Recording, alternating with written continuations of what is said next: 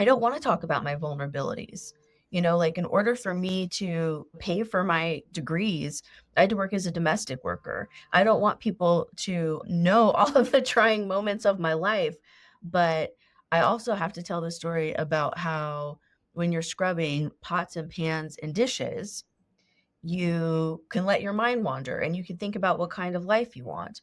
And now, as a lawmaker, I don't have to dream about that. I'm in a position to enact those things and change policy, not just for myself, but for people who might be experiencing some type of similar struggle.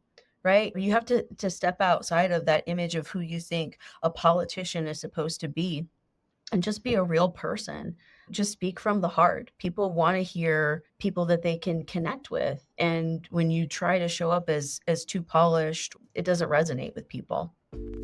Have you ever noticed that some of the best ideas come from unexpected places?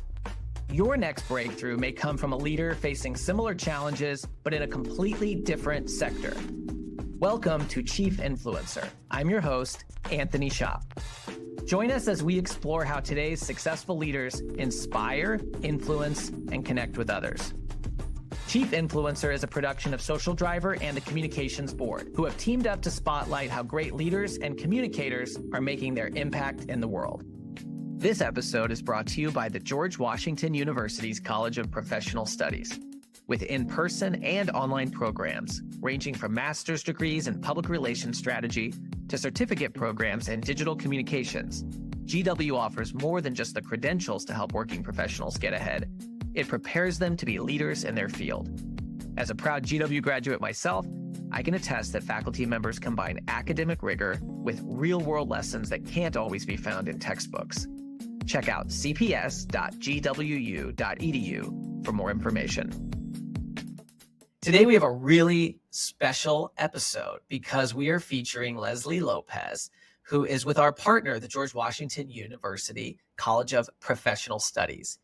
Lesley serves as assistant professor and director of the graduate program for public relations and communications at GW. She also serves the people of Maryland as a delegate from District 39 in the Maryland General Assembly. So I'm so excited to talk to her, not only as a chief influencer herself, but as somebody who can bring a lot of perspective from listening to episodes we've had with other chief influencers, in particular, other elected officials. So to tell you a little bit more about Lesley, since she was first elected in 2018, she's rapidly become an effective legislator and leader, spearheading efforts to alleviate student debt, improve the delivery and efficiency of healthcare, and protect the limited financial resources of economically vulnerable Marylanders. In 2022, she successfully stood up to powerful special interests and gun lobbyists to pass one of the nation's first bans of unserialized handguns, also known as ghost guns. In 2023, Lesley served as president of the Maryland Women's Legislative Caucus and garnered support for a package of laws that guarantees reproductive rights for all women in the state. Before she went to Annapolis, Lesley served as communications director for the Congressional Hispanic Caucus, and she worked as a staffer on Capitol Hill. Trained as a journalist, she also worked for several news organizations, including This Week with George Stephanopoulos, CNN, BBC, and the European Press Corps. As I said, Lesley now serves as assistant professor and newly as director of the graduate program for public relations and communications at the George Washington University. Lesley, you have been called many things in your career, from state delegate to professor and journalist. Today, we are thrilled to call you Chief Influencer. Welcome. Thank you. Yeah, I've probably been called more things, not to my face too. So I'll take those. Those are great titles. Yeah, when you're a politician, people call you a lot of stuff. You probably, are you one of those folks who says, don't read the comments? I have a don't read the comments keychain that I have had since I first filed in 2017, I think is when I filed to run for office the first time. Now, I just have done a lot of internal work to prepare myself for it. And I know that you can't fight the big battles without picking up some opposition. And there's a real art to working with people who don't agree with you. It's funny that you mentioned that because, working on gun bills and abortion, my inbox can get a pretty spicy from time to time. And Every once in a while, much to my like chief of staff's dismay, I'll ask like, is there anyone here that you think I should call and just like talk to them and see what they're, like kind of just see where they're at or just, whatever. And I do that and it's worked out more times than not, to be honest with you. It's an unconventional approach, but it's about bridge building, right? Ah, That's how I guess maybe how you influence people is you have to understand where they're at first and um, kind of get out of your own headspace and out of your own box and out of your own talking points and just try to connect with people. well, absolutely. And one of the things I'm really excited about for our conversation today is we're going to talk about some of the lessons, not only that you've learned in your career, but also that we've learned from other chief influencers. And then we're going to, hear a little bit about your vision for the program at GW. But something you just mentioned about picking up the phone and calling people who might, not necessarily agree with you. A theme I've heard across many of our episodes is this idea of influence is two-way.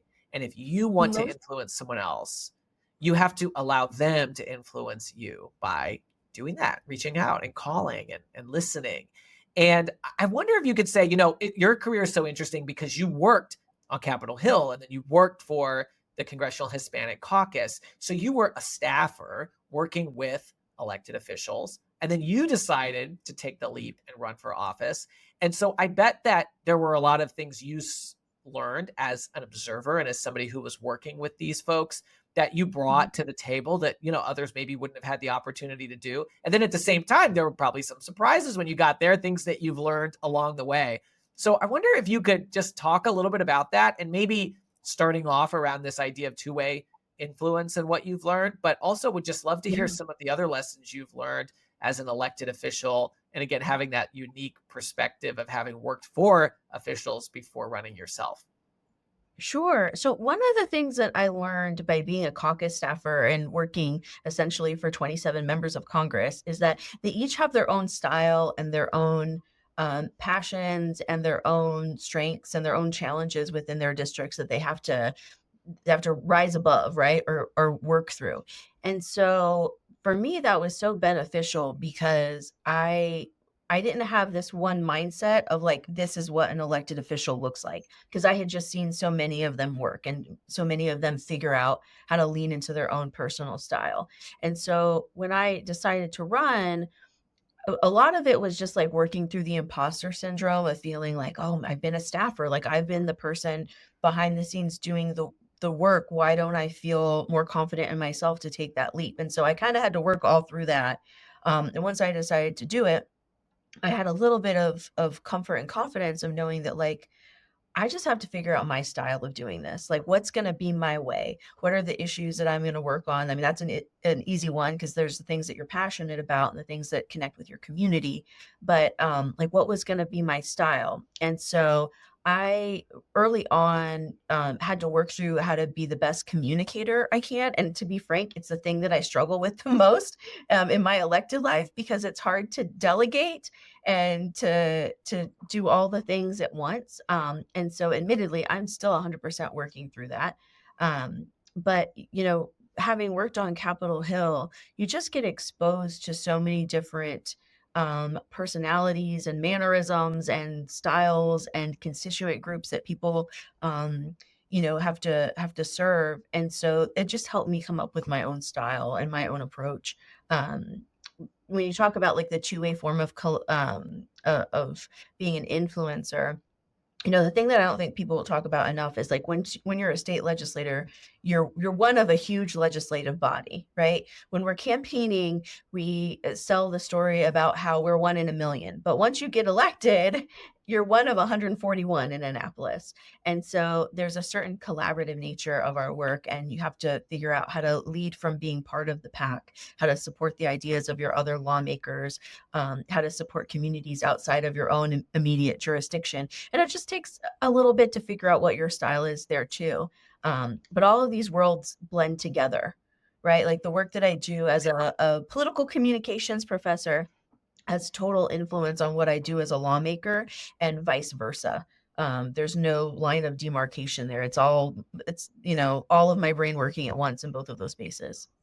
I'd love to go back to something you said about when you're elected and you're one of 140 some odd, something that people often forget is if you're part of a legislative body, individually, you have very little power to, you can't pass a law on your own. In some bodies, maybe you can block something, although it Yeah. makes you somewhat unpopular. But you have pretty limited powers. The power is to be part of the group. And so you have to influence other people who are part of your caucus and even people who are elected who, are not in your own party to get anything done.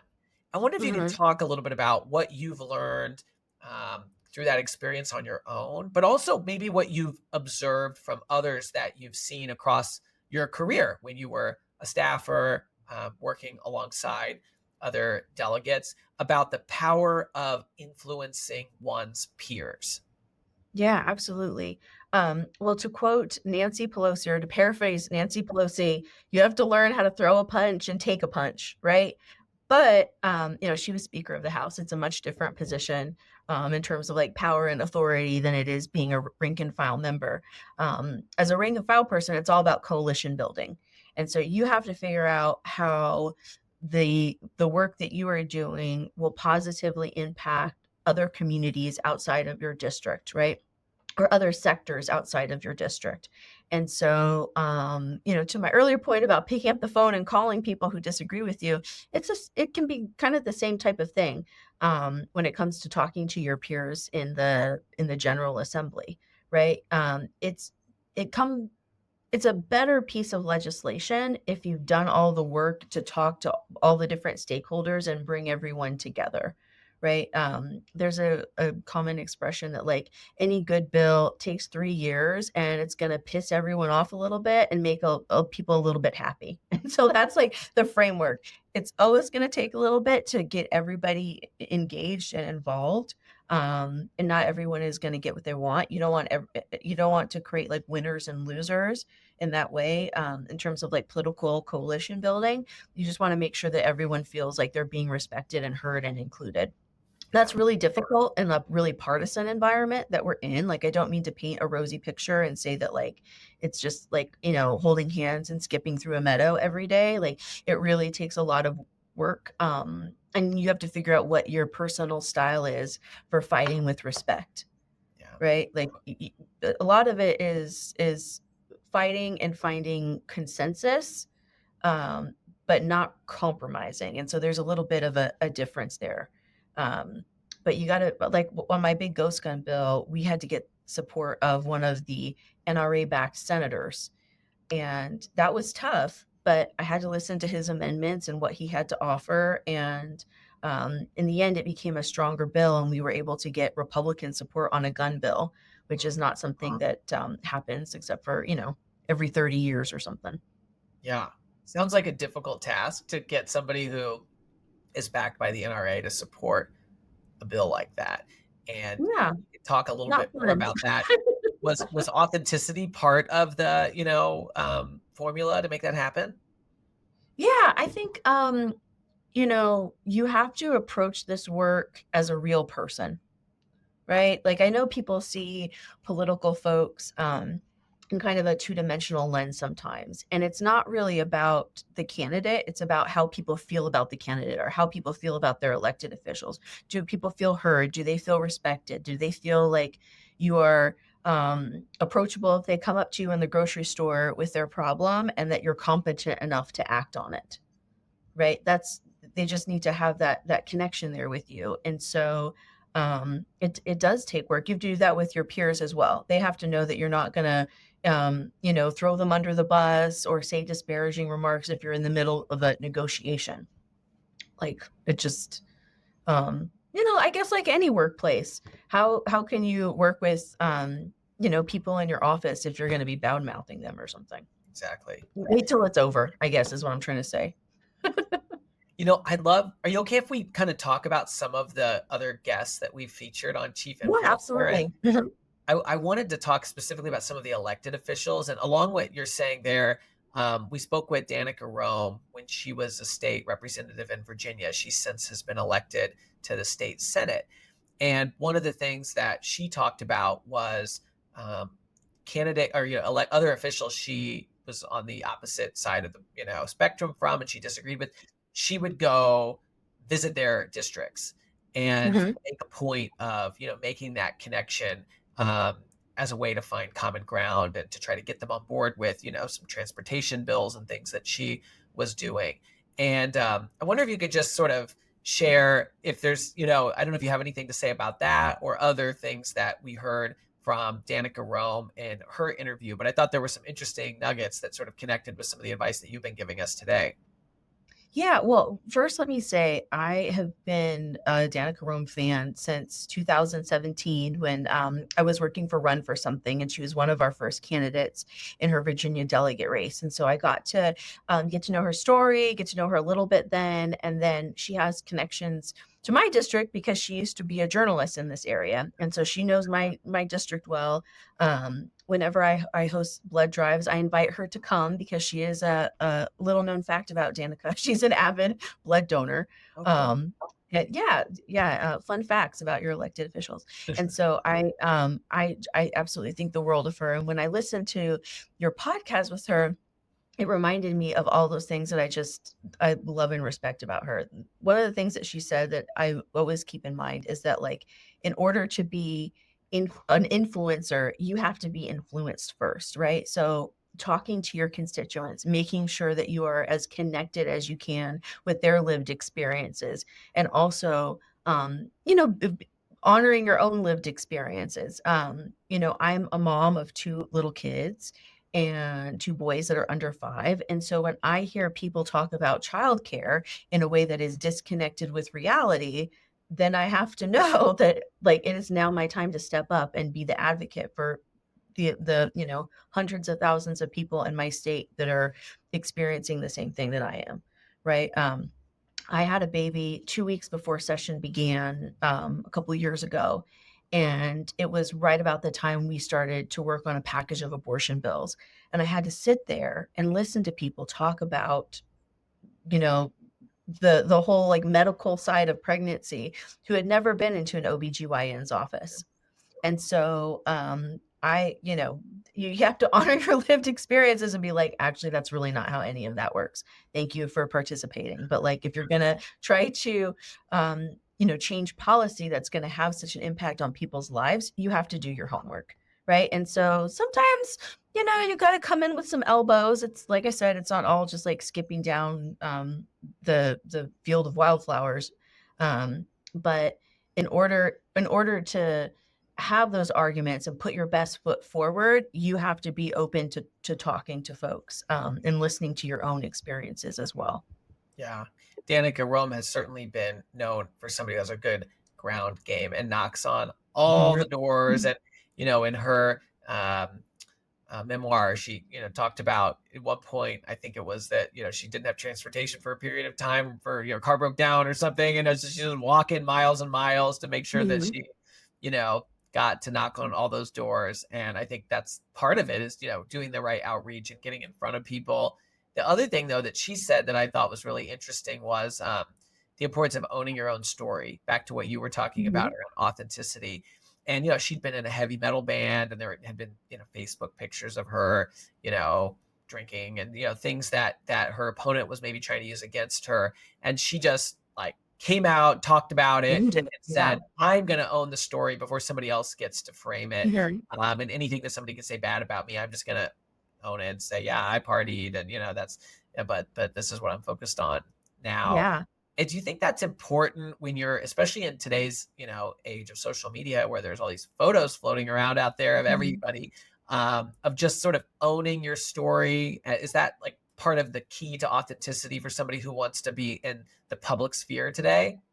Yeah. So, I mean, speaking as both an elected official and a political communications person, voters are so targeted and marketed that they are really sophisticated and sniffing out who's trying to sell them something and who's being fake and who's presenting a product as opposed to showing up as a person, right? And you have to work with your team of folks to figure out what's the best way to present that. But if you are in denial of your story, or you don't know how to talk about your lived experiences, you're losing opportunities to connect with people. And admittedly, I struggled with it because I always want to put myself forward as, I am a professional woman, I am a working mother. I don't want to talk about my vulnerabilities. Like in order for me to pay for my degrees, I had to work as a domestic worker. I don't want people to know all of the trying moments of my life, but I also have to tell the story about how when you're scrubbing pots and pans and dishes, you can let your mind wander and you can think about what kind of life you want. And now, as a lawmaker, I don't have to dream about that. I'm in a position to enact those things and change policy, not just for myself, but for people who might be experiencing some type of similar struggle, right? Or people who might, be working poor, or people, dealing with childcare issues or food insecurity or whatever it might be. And so, you have to step outside of that image of who you think a politician is supposed to be and just be a real person. Yeah. Um, just speak from the heart. People want to hear um, people that they can connect with. And when you try to show up as too polished or a product that's not, it doesn't resonate with people. I think that's so right. And when you talk about kind of showing people who you really are, that sometimes means creating a window into your real life in a way that we can do today that we couldn't, a long time ago, or even a short time ago, honestly. Mhm. One of the chief influencers we interviewed was Iowa State Auditor Rob Sand. And Mhm. he's the only federally or statewide elected Democrat in the state. So whether you're a Democrat or Republican, you could look at that and say, okay, Mhm. obviously he's doing something right. He's sort of breaking through. And when I looked into him and talked to him about some of the things he was doing, one of the things he shared is that, he has this thing called Transparency Tuesday, which fits with his brand of being the auditor. Every Tuesday, he does, Facebook Live for a little bit of time, and he'll maybe he does it on other platforms as well, but that's where it Mhm. started. He might be in his garage with bad lighting or, whatever. And he just talks Mhm. about what he's working on, and he answers questions for constituents. And I think kind of providing that window into your life and creating that authentic connection without a gatekeeper in between is something that it seems like his constituents have really appreciated. I wonder if you could talk a little bit about how you've seen that evolve in your career from when you were a Mhm. staffer to being an elected official, and sort of the advice you even give as a political communicator about creating those direct connections with the public and with constituents the way that Rob Sand does.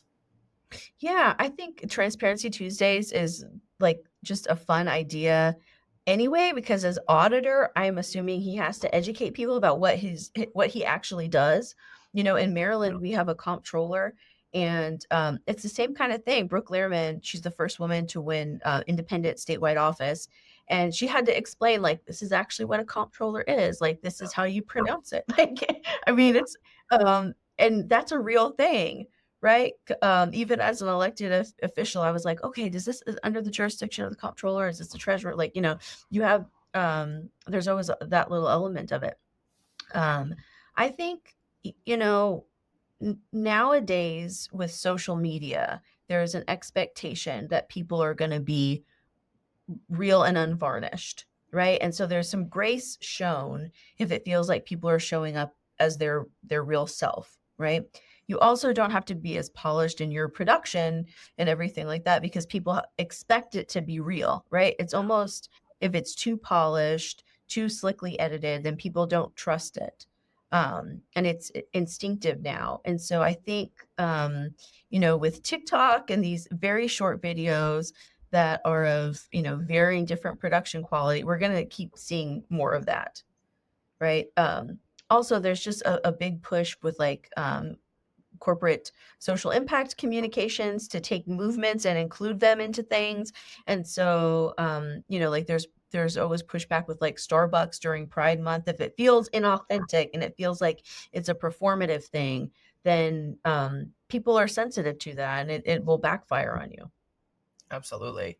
Yeah, I'm finding it really interesting to pay attention to elected officials and how they show up on Instagram Reels and other, platforms. Rob told us that, he has a burner phone he uses for TikTok. And I thought that was such an interesting thing, Mhm. because he said, yeah, I'm concerned Yeah. about security and all those things and data privacy, but at the same time, I need to reach people where they are. So he's like, I took an old phone and rebooted it and used it as a burner phone to get on TikTok.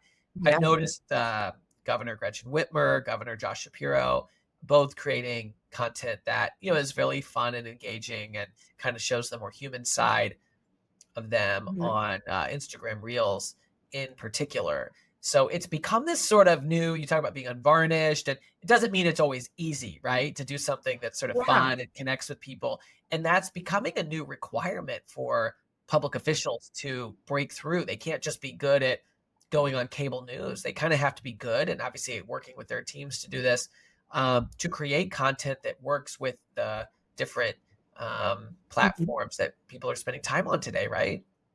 Yeah, I mean, God help you if you have a bad personality. It's not your era of public service. Yeah. I think, as challenging as it may be to feel like, okay, this is one more thing you have to do. Like you have to do more social media. You've just given a speech or you've just done, your work as an elected official and now you have to go, do a dance or something. Like that it can feel like a little bit much. But in a lot of ways, it's just the same old kind of like retail one-on-one work that as elected folks you have to do just in a different format, right? The interactions that I might have at the door with someone when I'm canvassing is not dissimilar from the way I would talk to my phone with like a direct to camera. Like if I'm door knocking and I pull up my phone, I'm like, hey, I'm out here in this neighborhood, come see me if you're around, or like, hope I get to meet you. Want to hear what's on your mind. Tell me what you think about this project, or, aren't you glad that we got this stop sign in, or whatever it might be, right? That's not that different than, what I would say when I knock on someone's door.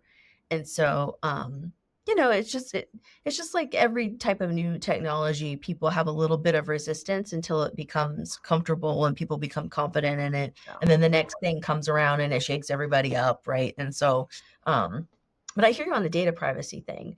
In Maryland, we passed restrictions on what can be on a government phone. And TBD what happens at the federal level, but that's a real thing. Yeah, 100%. So when we think about using social media, there sometimes can be this sense of like vanity attached to it, right? Like, they're being an influencer, they're trying to be like a social media Mhm. star. And so I want to kind of talk about the counterbalance to that and Mhm. humility in Yeah. politics and in public service. And someone I had the honor of interviewing is Congressman Andy Kim. Um, and he is currently leading Senate candidate in New Jersey as well. He talked about the importance of humility. And of course, he was really famously pictured the day after January 6th on his hands and knees cleaning up in the US Capitol, or actually, I think it was probably the same day, but it ended up, breaking the next day. And when they took the picture, they didn't even realize that he was a member of Congress. They just thought he was somebody helping out, and then it turns Mhm. out it's a member of Congress doing that. And that picture was worth 1,000 words because so many people saw that and thought, "Wow, Mhm. that's a very humble person who's rolling up his sleeves and helping in that way." But I Mhm. wonder if you could talk a little bit about that and maybe how you've seen elected officials like Andy Kim balance the need to be out there and talking on TV and on social media and kind of telling people why they should care about them and what Mhm. they're doing, and at the same time showing up with humility as well.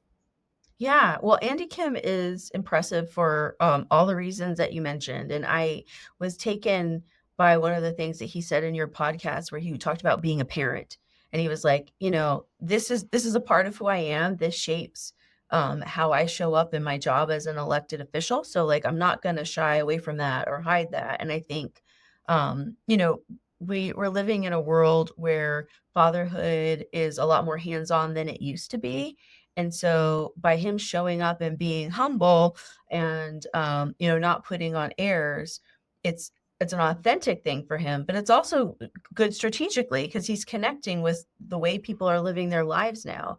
And so, you know, you have to be humble enough to know when you can be authentic, right? And know like, okay, take off the mask and like be a real person, right? Yeah. Another example of this that I think was pretty cool was AOC did a TikTok where she went over her skincare routine, which really, really connects with Gen Z folks. We know that from consumer trends, but it's also like a real look at this is what her life is like. This is what she's doing. Like after a long day of lawmaking and putting up with crap, she goes home and like this is how she unwinds. And so that's a real form of maybe quite literally taking off your mask and being a regular person. There was a time when women in public office couldn't be seen without like a hair out of place, right? And Yeah. that's still true. Like there's we can't you know um, downplay the fact that there's a complete double standard when it comes to just about everything, but appearance is on that list pretty high up. But the fact that she was willing just to be a little bit earnest and vulnerable in that moment, um, I think really helps her connect with folks that are in her base. I think for our younger listeners, which includes like students at the Graduate School of Political Management, other students at GW, or maybe the younger alumni, that is going to resonate and feel, of course, that backstage pass into her life is what I want. For some of Mhm. our, more seasoned listeners, it might be interesting to hear that and think, huh, yeah, like my generation, that would not be normal. They would never do that. That wouldn't be authentic to certain elected officials or Yeah. public figures, but that for, today's generation, it is. And it shows kind of a difference in how we have to show up authentically and how we have to Mhm. influence people, because it's not the same for everybody. Yeah, I mean, there's different audiences within a constituent group that you might represent, right? And for me, I represent a district that's almost majority immigrant. We're like 40 something percent, 42%. So there's huge, cultural differences and understanding the political world and like the party politics, right? In home countries that people might come from. They might have a different understanding or experience with political parties, so they might not want to engage. And so you have to learn to talk about things outside of that binary spectrum. Yeah. There's language differences, there's generational differences, because we've got new developments and we've got people coming in with like younger families, and so they have a different set of needs or a different way of looking at problems.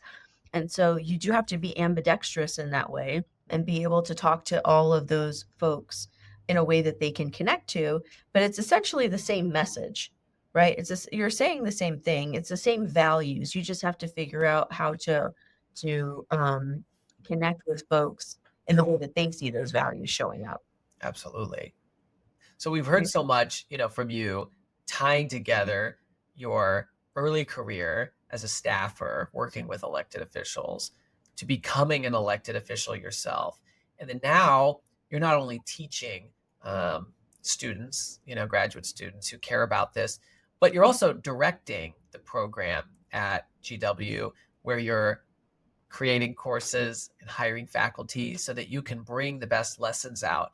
And I wondered if you could just talk a little bit about some of the things you're focused on and some of the priorities. We're in a really fast changing time right now. And so there are some sort of tried and true strategies that people need to learn. And then at the same time, they want to know about the latest, greatest things. And I know you're Mhm. adapting the curriculum to meet that. So you've been in your current role for several months now. So you're still probably, in some ways getting your feet wet, but it also developing your strategy going forward. What are some of the priorities that you have to make sure that, you're bringing the best education to folks who are looking to learn about public relations and communications right now? Absolutely. So, the kind of overarching goal is going to sound very ambitious, but I want to be the standard setting public relations and communications graduate program, like not just in DC, but nationally and internationally. And so how do you get there? Like, how do you eat the elephant one bite at a time? And the first step was modernizing all of our curriculum. And so now we have concentrations for people who want to work on corporate public relations, people want to do governance and political advocacy work. And so we have, specialized courses and tracks that all build on each other. So people are learning things in the classroom that they can take to the workplace the very next day. It's all practitioner led. And the two things I'm super excited about that we are very close to announcing, I think probably by the time this podcast airs, we'll have, all of our releases and posts up for it. But we're launching an initiative for communications and AI. And we have a visiting scholar who's been hired for that. Her name is Bianca Prade.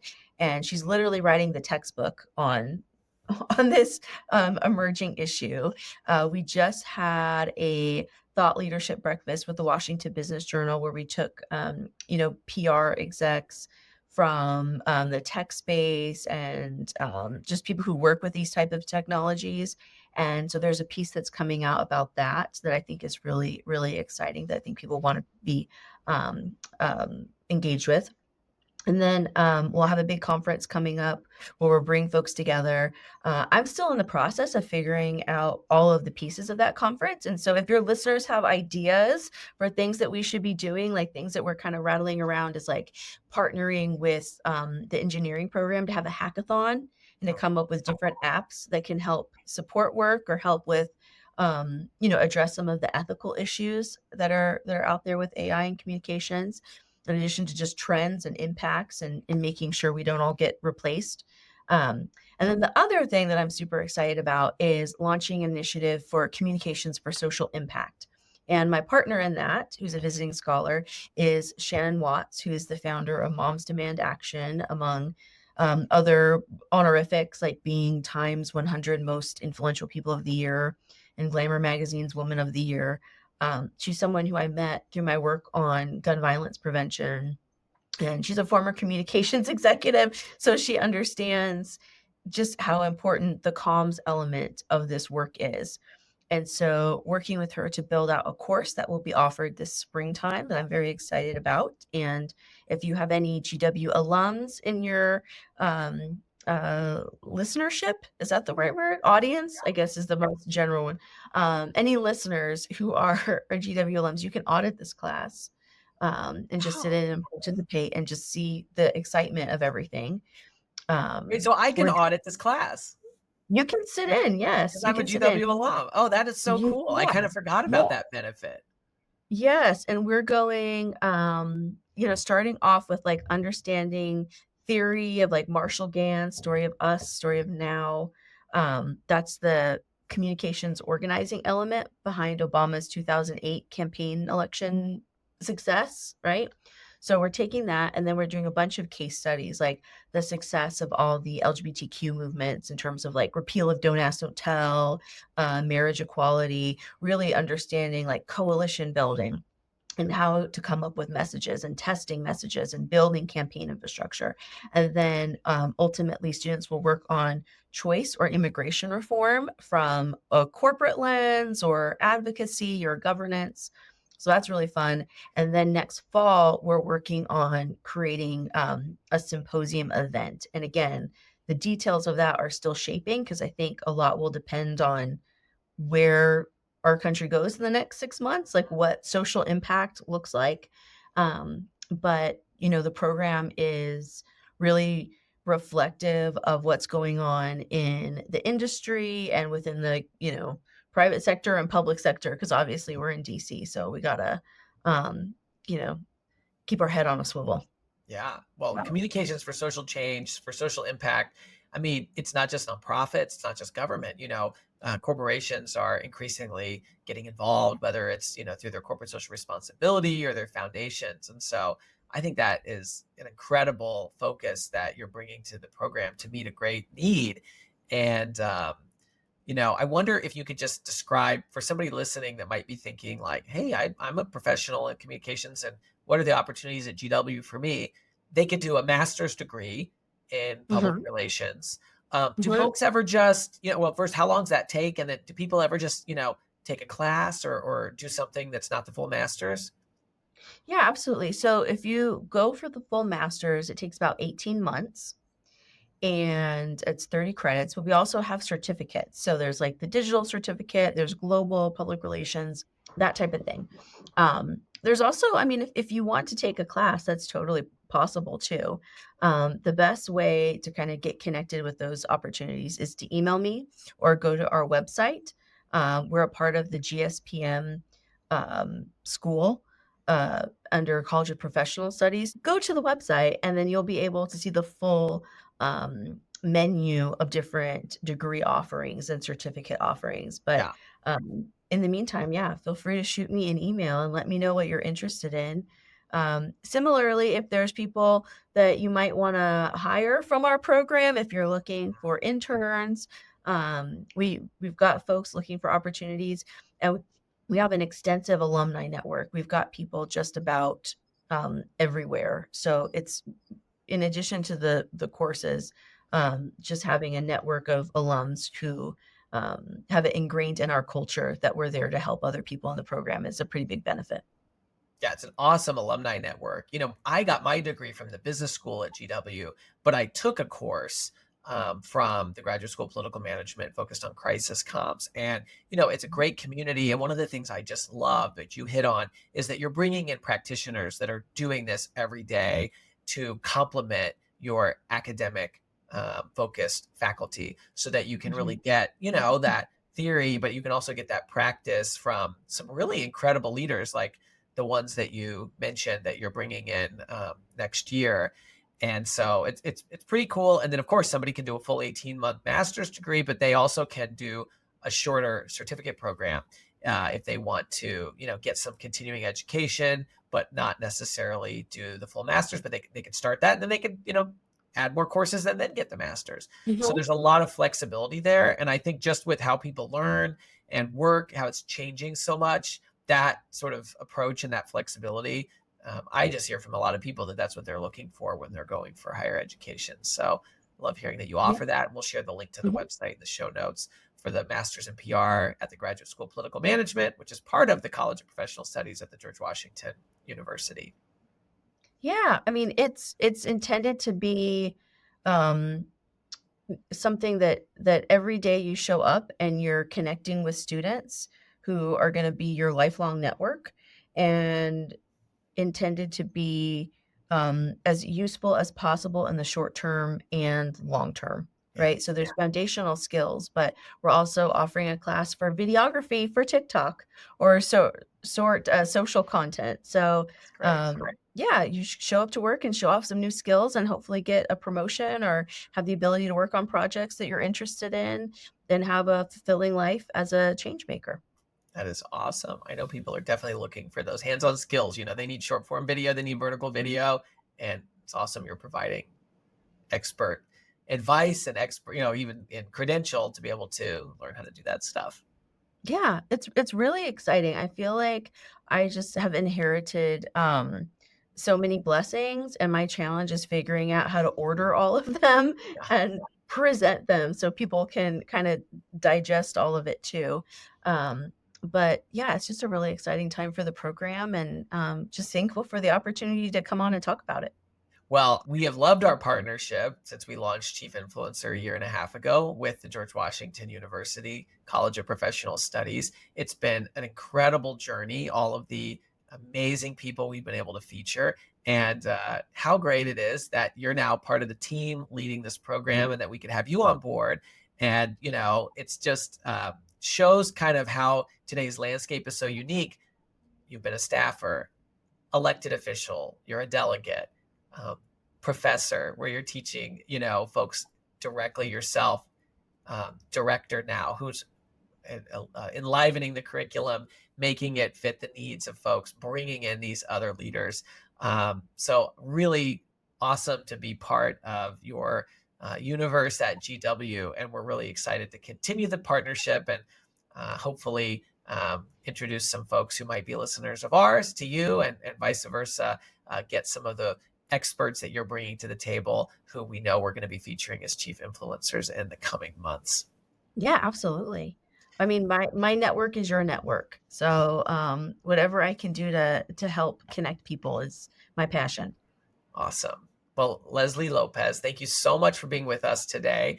And congratulations on all the success you've had in just a few short months at GW. And we're excited to see what more is to come. Wonderful. Well, thanks, Anthony. Thank you for joining us for another episode of Chief Influencer, a production of Social Driver and the Communications Board. If you know a leader who should be featured as a Chief Influencer, please nominate them at chiefinfluencer.org. For show notes and more, visit us at chiefinfluencer.org or follow Chief Influencer on LinkedIn. Until next time.